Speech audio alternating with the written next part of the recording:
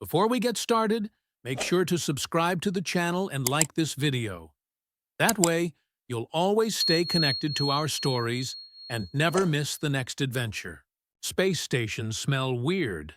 Not bad, necessarily. Just weird. Like recycled air that's been through too many filters, mixed with the faint metallic tang of hull plating and whatever cleaning solution the maintenance bots use that week. Add in the biological signatures of 24 different species living in close quarters, and you get an olfactory experience that no amount of atmospheric regulation can quite eliminate. Tamsin had been on enough stations to know this, but it still hit her wrong every time she woke from hypersleep. That and the headache. Always the headache. She groaned, peeling herself off the cryopod's padded interior and immediately regretting consciousness. Her joints popped in sequence, shoulders, elbows, spine, like a biological xylophone warming up for a performance nobody asked for. "Welcome to Galactic Conservation Station Ash Marin," a pleasant automated voice chirped. "Local time is 0600 hours. Your assigned quarters are on Deck 8, Section—" Yeah, Tamsin muttered, waving vaguely at the air. "I'll find it." She wouldn't. She never did. But admitting that to a computer felt like accepting defeat before the mission even started. And Tamsin had a policy about that sort of thing. The station's central hub was already buzzing when she emerged from the arrival wing, still wearing the rumpled jumpsuit she'd traveled in. Various species moved through the corridors with purpose. Quellans with their multiple arms carrying data pads, a pair of Metherian engineers arguing in clicks and whistles, something that looked like a very official jellyfish floating past in a containment sphere. Nobody paid Tamsin any attention. Humans were common enough in this sector, unremarkable enough that she could blend right in, which was exactly how she liked it, right up until someone needed her for something impossible. And based on the message that had yanked her out of a comfortable research posting 3 systems away, this was definitely going to be impossible. "You're the human?" Tamsin turned. A Quellan stood behind her, tall, deep violet skin, 4 arms currently crossed in what was either impatience or judgment. Possibly both. Her eyes, all 6 of them, blinked in a cascade pattern that Tamsin's tired brain couldn't quite track. "Guilty," Tamsin said. "You must be the welcoming committee." "I am Dr. Brill Nara, Chief Medical Officer of this station." The Quellan's tone suggested she had better things to do than collect wayward humans from the arrivals deck. "You were supposed to report directly to Medical Bay upon arrival." "Was I?" Tamsin patted her pockets, pretending to search for something. "Must have missed that memo. Hypersleep brain, you know how it is." Dr. Brill Nara's expression, or what Tamsin assumed was an expression, given the anatomical differences, did not soften. "Follow me. We're already behind schedule." They moved through the station at a pace that suggested Dr. Brill Nara either didn't care if Tamsin kept up or was actively testing whether she could. The corridors blurred together.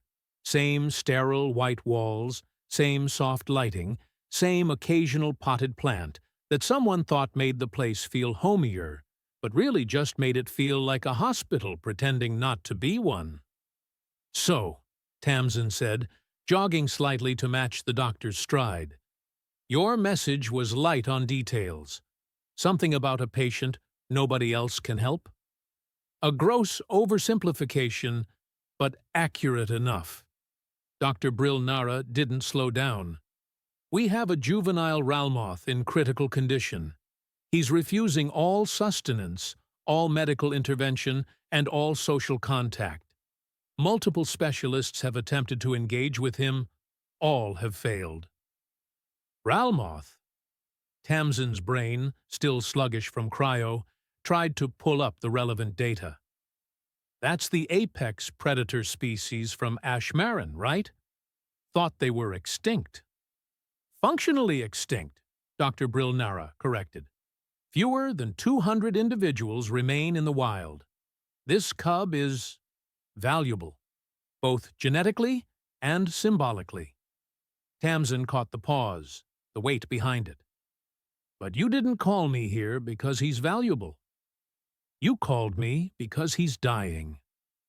The doctor stopped walking. They'd reached a door marked Medical Bay, Isolation Ward 3. She turned to face Tamsin fully, and for the first time, something other than professional irritation crossed her features. He stopped eating 9 days ago, Dr. Brilnara said quietly. We've tried every medical intervention available. Nutritional supplements, intravenous feeding, appetite stimulants. Nothing works. He won't eat, won't drink, won't respond to any caregiver who approaches him. If something doesn't change in the next 48 hours...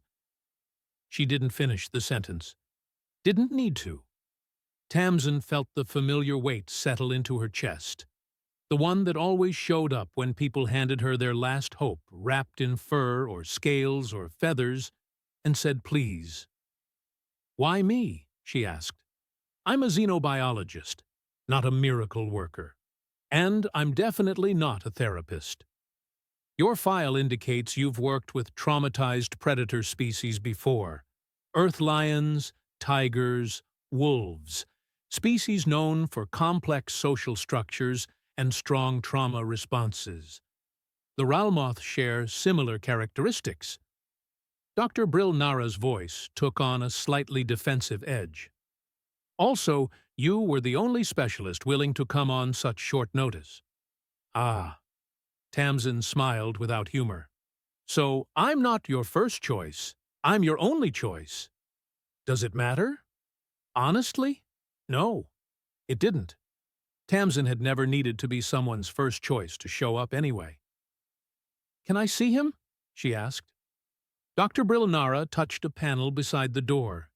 It slid open with a soft hiss, revealing a long corridor lined with observation windows.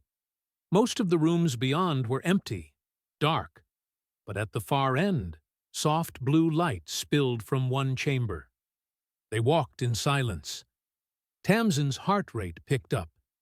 It always did, that moment before meeting a new patient, not knowing what she'd find.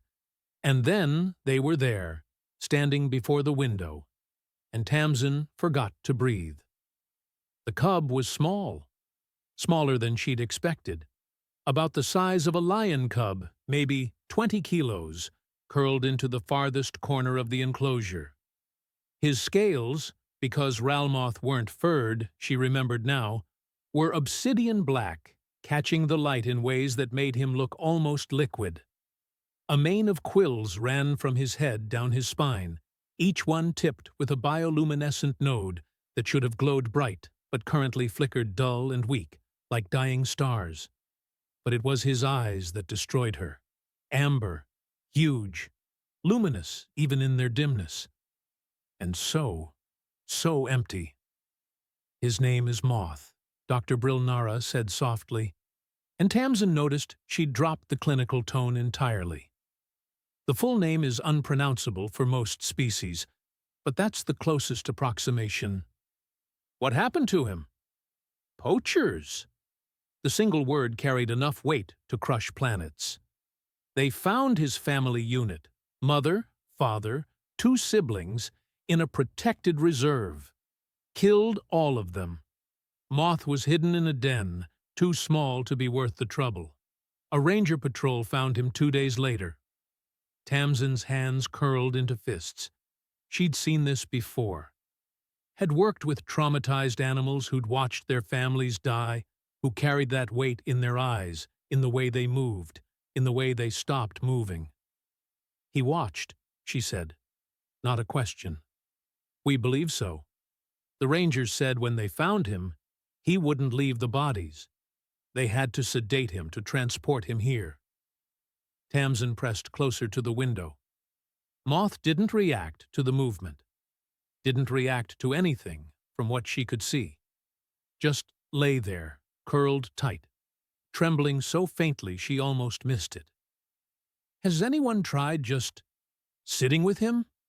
Dr. Brilnara blinked, all 6 eyes in sequence, which Tamsin was starting to recognize as surprise. Sitting? Not interacting. Not trying to feed him or medicate him or fix him.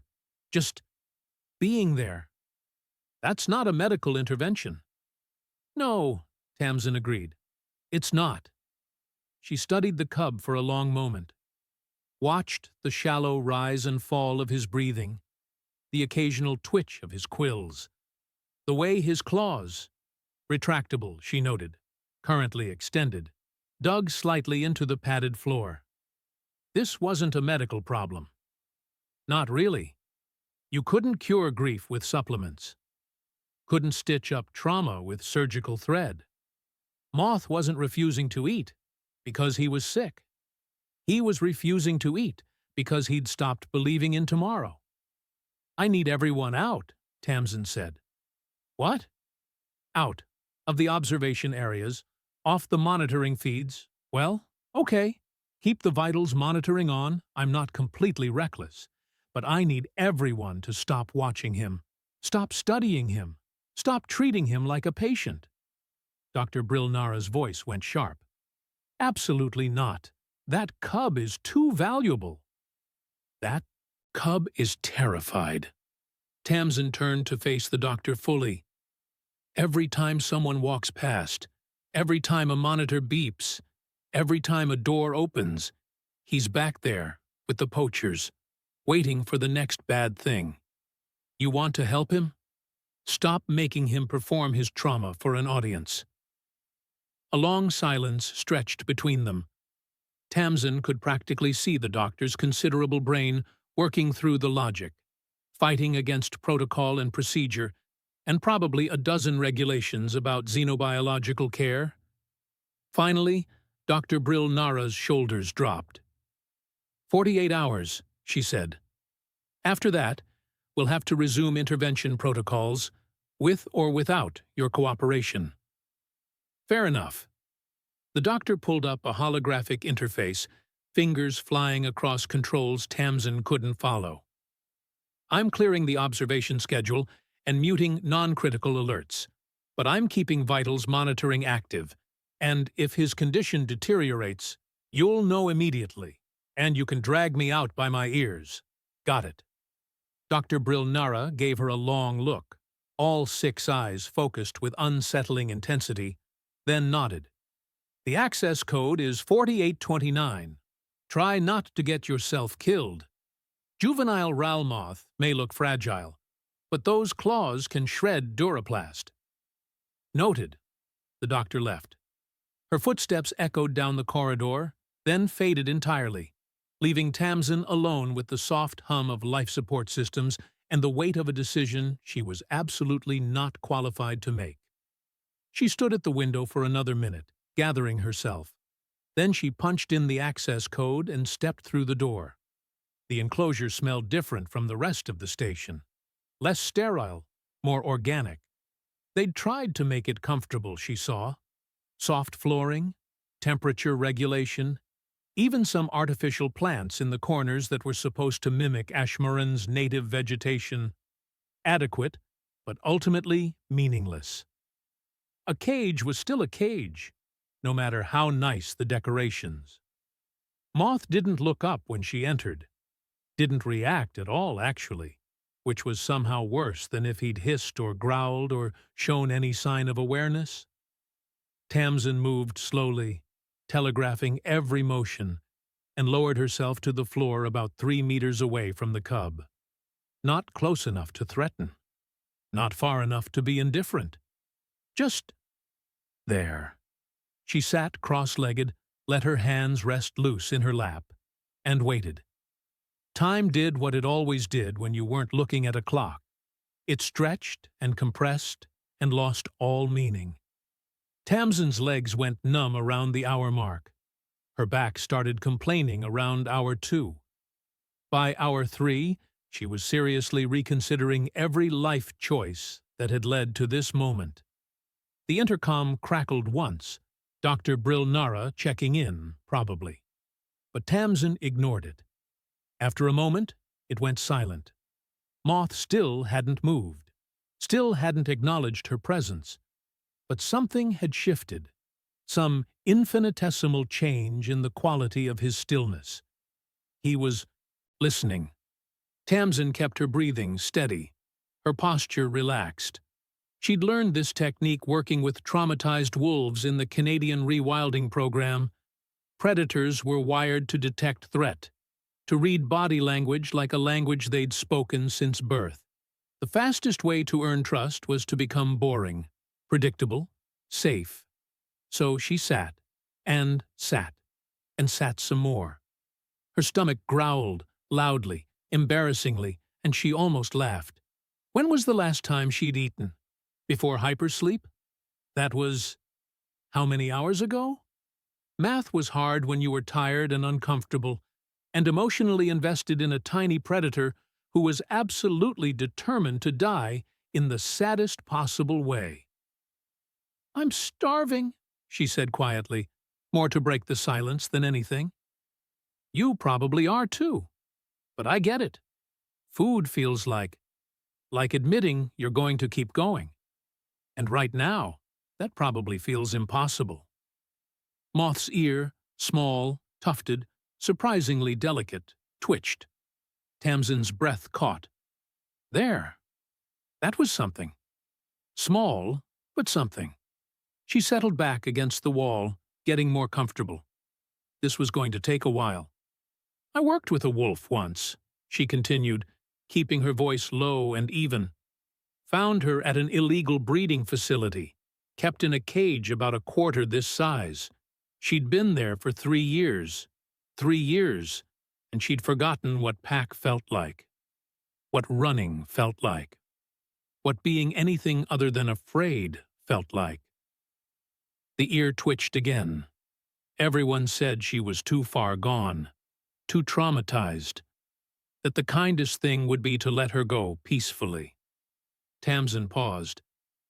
"But here's what I've learned about giving up.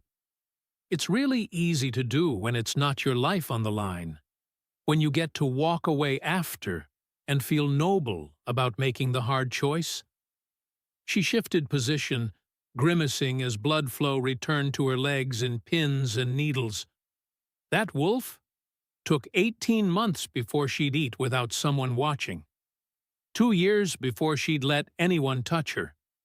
3 years before she trusted enough to sleep without one eye open.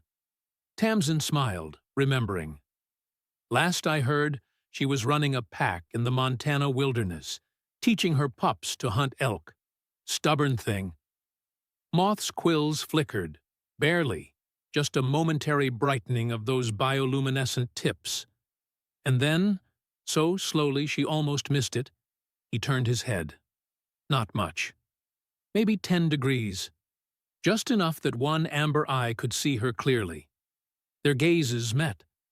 Tamsin didn't smile, didn't move, didn't do anything that might break the moment.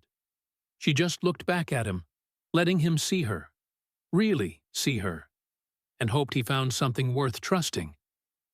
"Hey there," she said softly. "I'm Tamsin, and I'm not going anywhere." The eye blinked once, slow, deliberate. Then Moth turned away again, curling back into his tight ball. But his quills stayed lit, dim but steady, and Tamsin knew with absolute certainty that she'd just been given a gift. He'd let her stay. Hour 6 found Tamsin with a spectacular headache, a numb rear end, and exactly 0 progress beyond that single moment of eye contact. Worth it, though. She'd dozed off somewhere around hour 5, not intentionally, but her body had apparently decided consciousness was optional, and woke to find Moth watching her. Not with curiosity, exactly. More like he was trying to figure out if she was a threat or just incredibly stupid. Probably both, if she was being honest. "Morning?" she murmured, not moving from her slumped position against the wall. or afternoon, or whatever passes for time in a windowless room. Moth blinked slowly, then looked away. Progress. The intercom crackled. Your vital signs indicate you fell asleep. Dr. Brill Nara's voice carried a note of disapproval that transcended species barriers. That was inadvisable. Noted, Tamsin said, rolling her shoulders. Everything hurt. Any change in his vitals? A pause. Heart rate elevated slightly when you moved, otherwise stable. So he's aware of me. Awareness isn't eating. Baby steps, Doc. Tamsin pushed herself upright, grimacing. Rome wasn't built in a day, and traumatized predators don't recover in 6 hours. Another pause, longer this time. Then, there's a meal pack outside the door.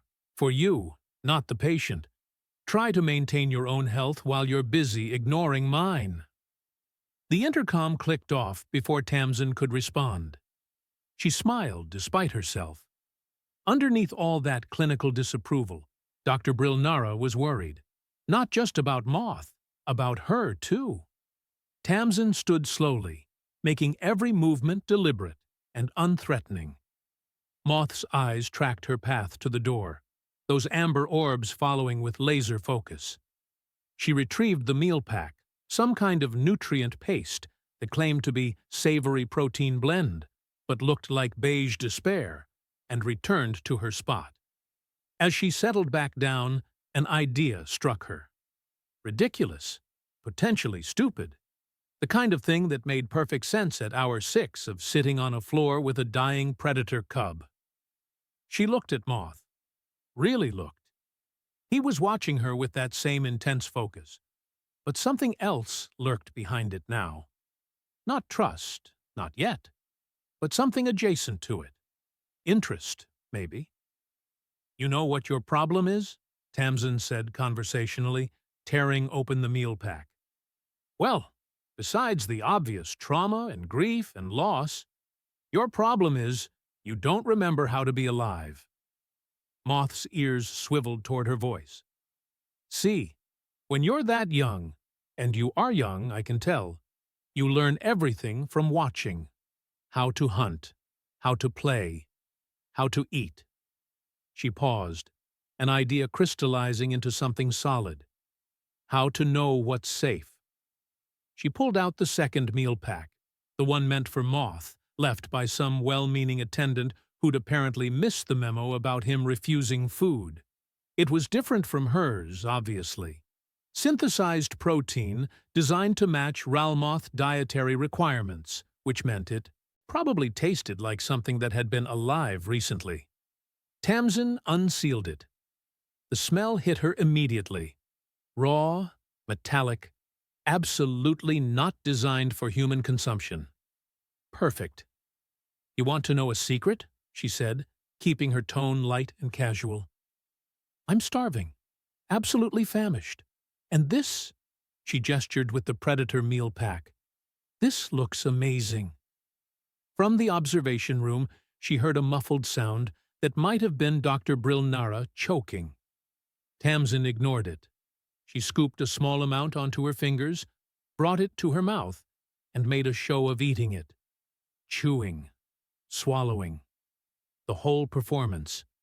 In reality, she was pressing the protein against her cheek, manipulating it with her tongue to make it look like she was eating, then discreetly spitting it into the waste receptacle she'd positioned beside her while pretending to stretch. But Moth didn't know that. His entire body had gone still. Not the frozen stillness of fear, but the focused stillness of attention. Tamsin hummed, really selling it. Oh, that's good. That's really good. She scooped more, repeated the performance. You have excellent taste, my friend. Whoever designed this meal really knew what they were doing. Moth's quills brightened slightly. Tamsin kept going, narrating between bites. Nice texture, too. Good protein content. I can taste the very nutritious elements. Top quality stuff. The intercom crackled urgently. What are you doing? That food isn't formulated for human digestive systems. You could— Tamsin reached over and muted it. She scooped another helping, this time making satisfied sounds that were only slightly exaggerated. In her peripheral vision, she saw Moth uncurl. Just a fraction, just enough to get a better view. His nose twitched. You know what the best part is? Tamsin continued, really committing to the bit now. It's that it's safe. Nobody's going to hurt you for eating this. Nobody's going to take it away. It's just food, just fuel, just what you need to keep going. She placed a small portion on the floor between them, close enough to Moth that he could reach it, far enough that he'd have to make a choice to come get it. Then she went back to her own meal, pretending not to care whether he took it or not. Minutes crawled by. Tamsin kept up the performance, sneaking glances at Moth through her eyelashes, watching for any sign of movement. His whiskers quivered. Then, so slowly it was almost imperceptible, he stretched forward, not standing, not even really moving, just extending. One paw, then another. Centimeter by centimeter, Moth crept toward the food. His belly stayed low to the ground, his quills flat against his spine. Classic predator stalking behavior, except instead of hunting prey, he was hunting survival. Tamsin barely breathed. She kept her eyes on her own meal, kept her posture relaxed, gave him no reason to retreat. Moth reached the food, sniffed it. Once, twice. His tongue darted out, quick, testing, and touched the protein. Tamsin's heart hammered so loud she was certain he could hear it. Then Moth took a bite. Small, hesitant, but real. He chewed slowly, like he'd forgotten how, his eyes never leaving Tamsin. She smiled, gentle, encouraging, and took another bite of her own meal. See? Not so bad, right? Moth swallowed, considered, then took another bite, then another. By the time he'd finished the small portion, his quills were glowing, steady, and bright, and Tamsin had successfully concealed about half a meal pack's worth of protein in the waste receptacle, while maintaining the illusion of enthusiastic consumption.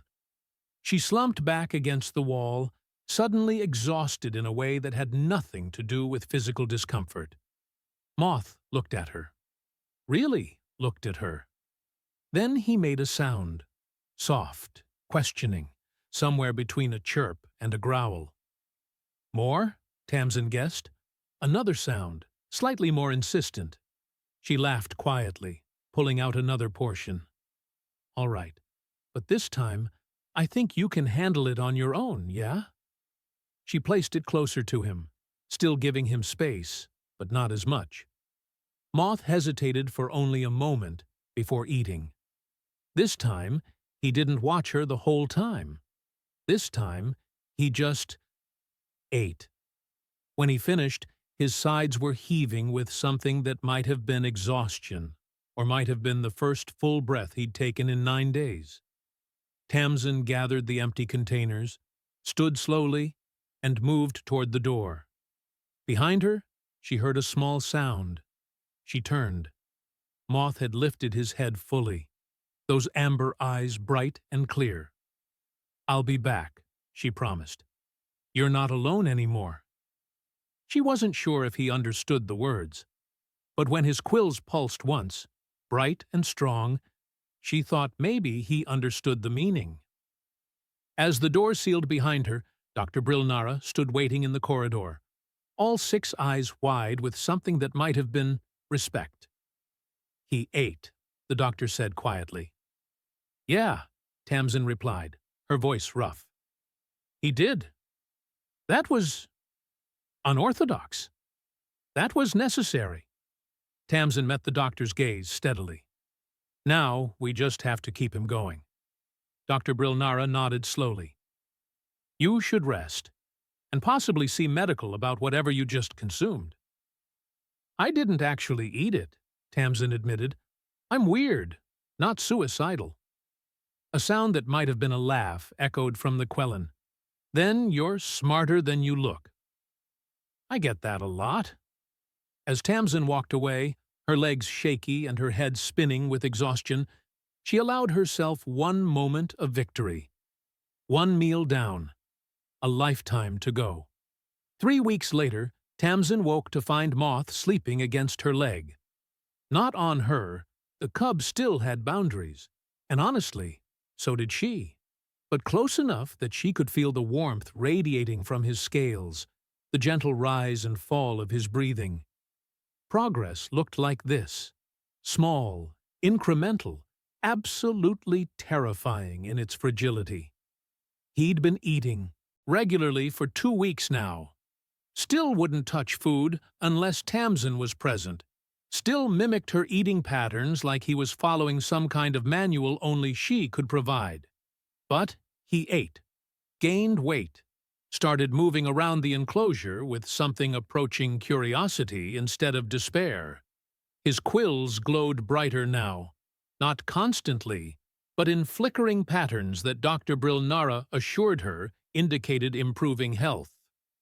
Ralmoth quills were tied to emotional and physical well-being, apparently. Dull meant dying. Bright meant thriving. Moth was somewhere in between, which felt about right.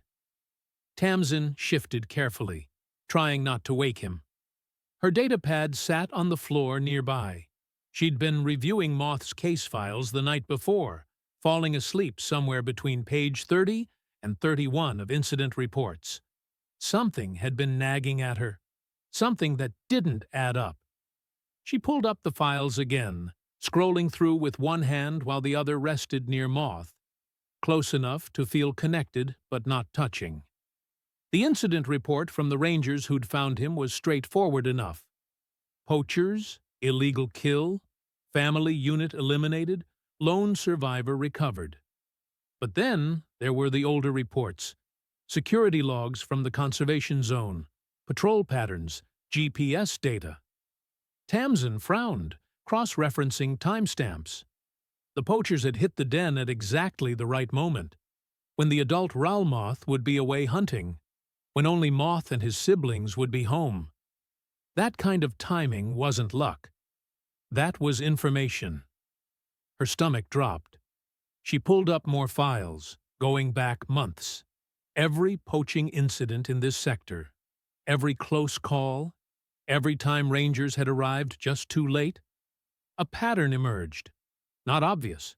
Whoever was behind this was careful. But there, small details. Times that shouldn't have aligned but did. Routes that shouldn't have been known but were. Someone with access to conservation data. Someone on the inside. "Oh no," Tamsin whispered. Moth stirred, making a questioning sound. "It's okay," she said automatically, her mind racing. "Go back to sleep." But it wasn't okay. If someone on this station had fed information to poachers once, they could do it again. And Moth, the last surviving cub of a functionally extinct species, now recovering and gaining value every day, would be exactly the kind of target they'd want. She needed to talk to Dr. Brilnara. Now. Tamsin extracted herself carefully from Moth's vicinity, leaving a protein pack within easy reach. He'd started eating on his own in the last few days, small amounts, and only when she was nearby. But still, he'd be okay for a few minutes. She hoped. Dr. Brilnara's office was 3 decks up, tucked into a corner that suggested the station's designers had considered medical administration an afterthought. Tamsin hit the door chime twice, bouncing on her heels with nervous energy. "Enter!" The doctor looked up from a holographic display, showing what appeared to be cellular scans. All 6 eyes focused on Tamsin with varying degrees of attention. "It's 0400 hours. This had better be important. Someone on this station tipped off the poachers." Dr. Brilnara went very still. "Explain." Tamsin pulled up her datapad, forwarding the files. I've been reviewing the incident reports. The timing was too perfect. The location too precise. Poachers don't just stumble onto protected dens in the middle of nowhere. Someone told them exactly when and where to strike. The doctor's fingers flew across her interface, pulling up the same files, cross-referencing with what appeared to be station personnel records. Her expression, or what Tamsin could read of it, grew darker with each passing second. "You're certain?" "Certain enough to be worried. And if I'm right, Moth is still in danger. He's the only survivor. He's gaining value every day. And whoever sold out his family the first time would have significant motivation to finish the job." Dr. Brill Nara finished the thought, her voice tight, or to arrange his acquisition through less violent means. They stared at each other across the desk. "I've been monitoring station communications," the doctor said slowly. "Nothing concrete, but Administrator Grenleck has been evasive lately, accessing files he shouldn't need, making encrypted calls during off hours." "Grenleck," Tamsin tested the name. "He handles station logistics and conservation transport schedules and security protocols, and—" Dr. Brill Nara's voice went flat. "He would have had access to the patrol data that preceded every poaching incident in this sector. We need proof. We need to protect that cub. Both true, both urgent, both potentially incompatible with each other." Tamsin paced the small office, thinking, what if we give Grenleck something to chase? False information about moving Moth to a sanctuary.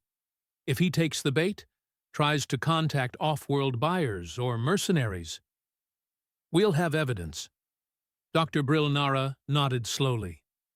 Risky. If we're wrong about him, then nobody gets hurt. But if we're right and do nothing, Moth stays a target. Tamsin stopped pacing. I've spent 3 weeks teaching him to trust again, to eat again, to believe the universe isn't entirely made of teeth and claws. I'm not letting some corrupt bureaucrat undo that. Something shifted in Dr. Brill Nara's expression. Respect, maybe. Or recognition of someone just as stubborn as she was. I'll leak the false information through official channels, the doctor said. Make it look like a routine sanctuary transfer request. We'll monitor Grenleck's communications and see if he bites. And in the meantime, I keep Moth safe. Can you? Not a challenge. A genuine question. If this escalates, if someone tries to take him, they'll have to go through me first. Tamsin said it simply, like it was the most obvious thing in the world. Because it was. Doctor.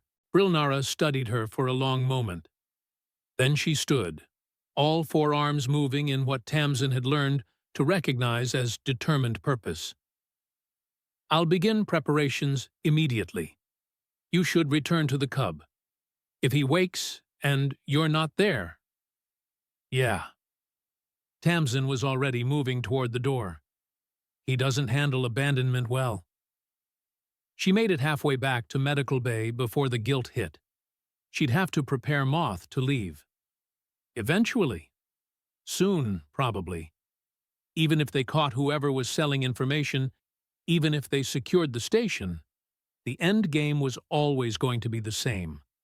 Moth needed to go back to the wild, to learn to be what he was meant to be, which meant teaching him he didn't need her.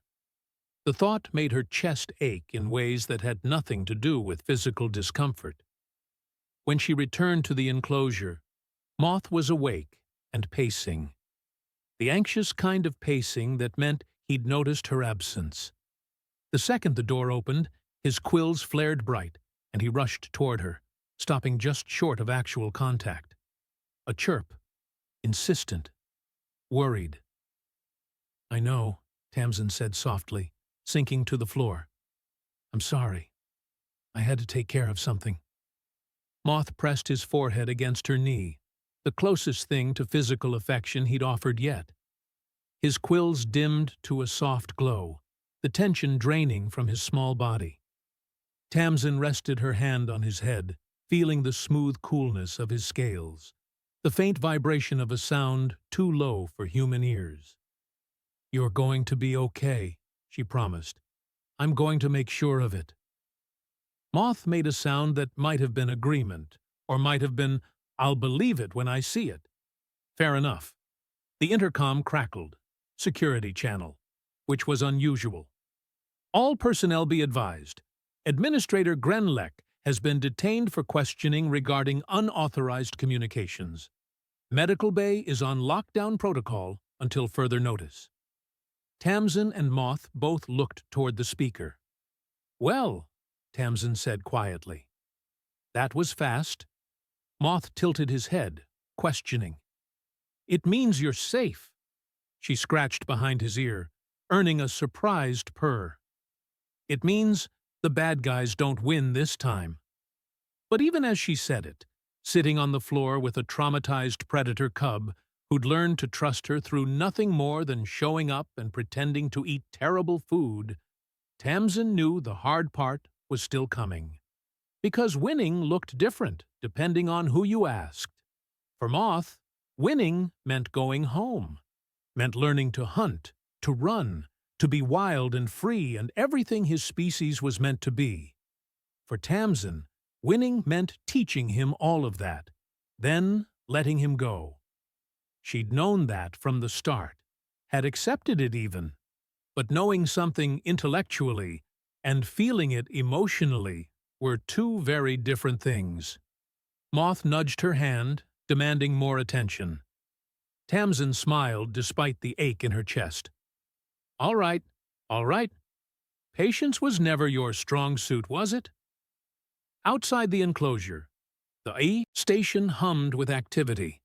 Security procedures, interrogations, the machinery of justice grinding slowly forward. Inside, a human and a predator cub sat together in the quiet, both of them trying to figure out how to be okay. It wasn't perfect. It wasn't finished. But for now, for this moment, it was enough. The sanctuary transport arrived on a morning that felt too bright for goodbyes. Tamsin had spent the last 2 weeks preparing Moth for this, gradually reducing her eating performances, encouraging him to hunt holographic prey in the training simulator, teaching him everything a young Ralmoth needed to know without actually being a Ralmoth herself, which was to say, she'd done her best and hoped it was good enough. He'd grown in those weeks, not just physically, though he'd gained a healthy amount of weight, his scales glossier, his quills brighter. But in confidence, he played now, pounced on things that didn't need pouncing, made sounds that were closer to joy than fear. But he still looked to her for approval, still waited for her to eat before he felt safe enough to do the same, still curled up against her leg when he slept. And that was the problem. "She's here," Dr. Brilnara said softly from the doorway. Tamsin took a breath. "Right. Okay. Let's do this." Nyala entered the enclosure like she belonged there, confident, unhurried, radiating the kind of calm competence that came from decades of working with dangerous animals. She was Metherian, which meant she stood nearly 2 meters tall, with deep bronze skin and the kind of weathered face that spoke of years spent outdoors under a harsh sun. Moth, who'd been playing with the enrichment toy, froze at the sight of her. "Easy," Tamsin murmured. "She's safe, I promise." Nala crouched slowly, making herself smaller. "Hello, little one." Her voice was surprisingly gentle for someone so intimidating. "I've heard much about you." Moth's quills flattened, nervous, uncertain. He pressed against Tamsin's side. "He's anxious around new people," Tamsin said quietly. "It took him 2 days to let me within 3 meters. Understandable, given what he's survived." Nayla pulled out a small container from her pack. "May I?" At Tamsin's nod, she opened it. The scent of fresh meat, actual meat, not synthesized protein, filled the enclosure. Moth's nose twitched with interest, despite his fear. Nyala placed a small piece on the ground, then backed away. "I run the Ash Marin Conservation Zone. 80 square kilometers of protected wilderness. 6 other Ralmoth cubs, all rescued from similar circumstances. None quite as young as you, though." Moth crept forward, sniffed the offering, then looked back at Tamsin. She smiled, even though it hurt. "It's okay. You can trust her." He ate. Small bites, cautious, but he ate without needing her to pretend first. Nala caught Tamsin's eye, nodded slightly. Approval? Recognition? Maybe both. "You did remarkable work with him," Nala said. "Most specialists would have focused on medical intervention. You focused on emotional healing." "Yeah, well," Tamsin shrugged, uncomfortable with praise. "Turns out, trauma isn't a medical condition. Who knew? More people should." Nyala stood, brushing off her pants. "The sanctuary is ready whenever he is. We have the enclosure prepared. Larger space, natural elements, gradual introduction to the other cubs. He'll be well cared for." "I know." Tamsin did know. She'd reviewed Nyala's credentials, inspected holograms of the facility, confirmed everything 6 times over. This was the best possible outcome. So why did it feel like she was ripping her own heart out? "When?" she asked. "Tomorrow morning. Unless you need more time." "No." Tamsin cut her off, maybe too quickly. "No. We should do it before I lose my nerve." Nayla's expression softened. "You can visit. The sanctuary allows monitored contact with—" "I can't." The words came out rougher than intended. "I can't do halfway. Either I'm his person, or I'm not. And if he's going to learn to be wild, he needs to not be waiting for me to show up."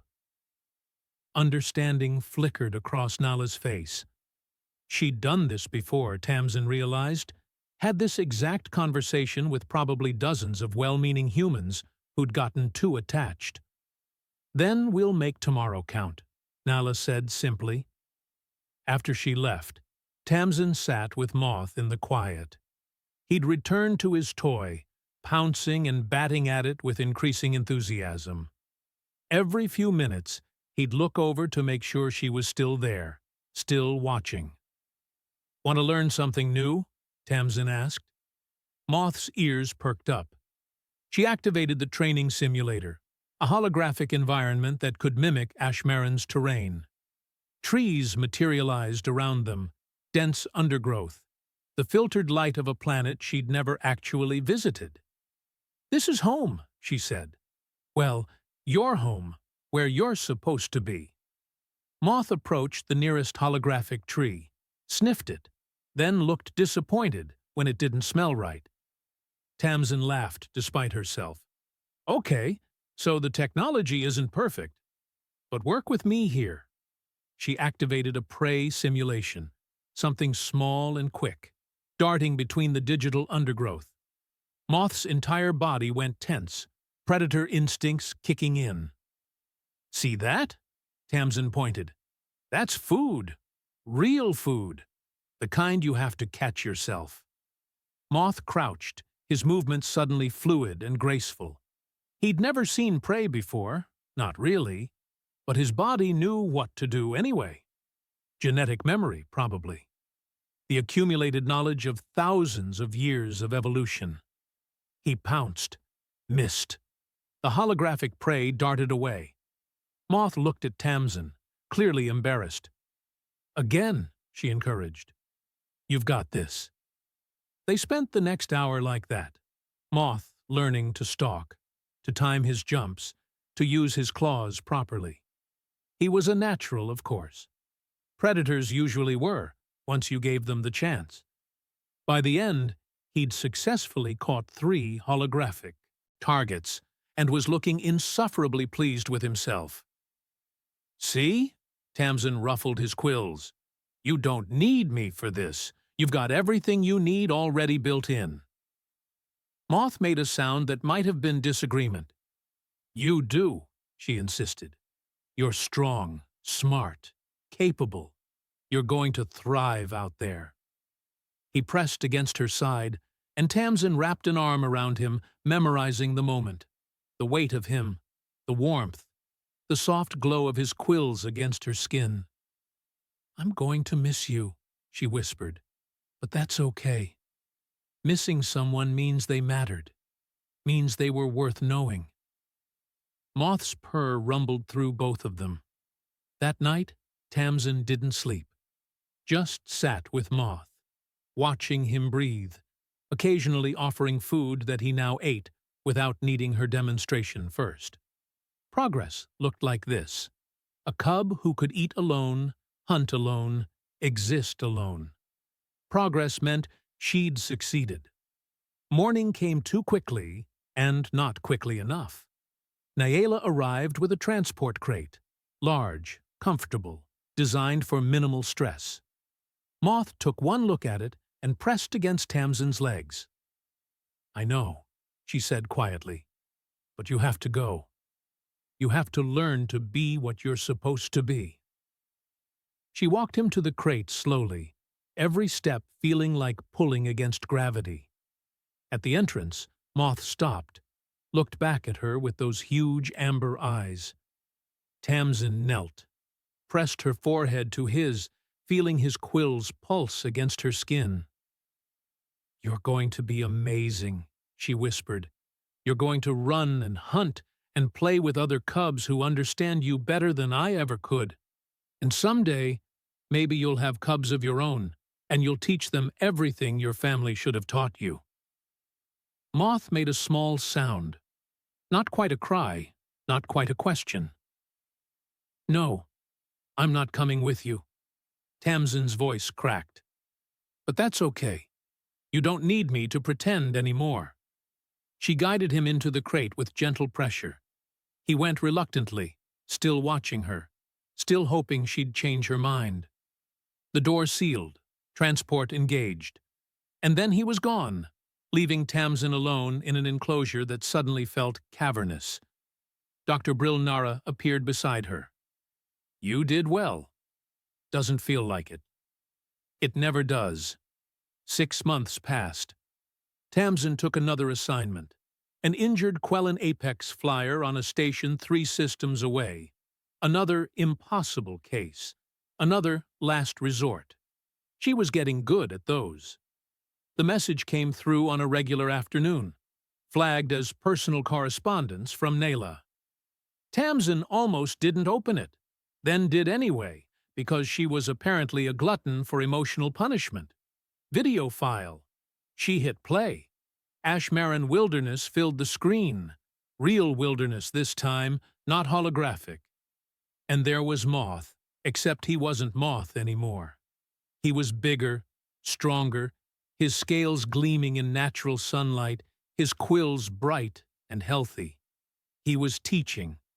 A smaller cub, maybe 3 months old, terrified and refusing. Food sat in front of him, and Moth, patient and calm, was eating slowly, demonstrating, showing the smaller cub that food was safe. Exactly the way Tamsin had shown him. The camera zoomed in on Moth's face. Those amber eyes, no longer empty, no longer afraid, just alive. Tamsin watched the video 3 times, crying and laughing in equal measure. Her datapad pinged. New assignment request? Another impossible case. Another animal that everyone else had given up on. She accepted it without reading the details. "All right, universe," she said to the empty room, wiping her eyes and pulling up the transport schedules. "Who's next?" Outside her window, stars wheeled past, infinite and indifferent. But somewhere on Ash Marin, a predator cub who'd forgotten how to eat was teaching another traumatized survivor that pretending could save your life. And that, Tamsin thought, was the whole point. Humans had this strange gift, this stubborn, ridiculous ability to teach survival by faking it until someone else believed it was real. Not the strongest species, not the fastest, not the smartest, just the ones who showed up, sat down, and refused to let anyone suffer alone, even if it meant pretending to eat truly terrible food.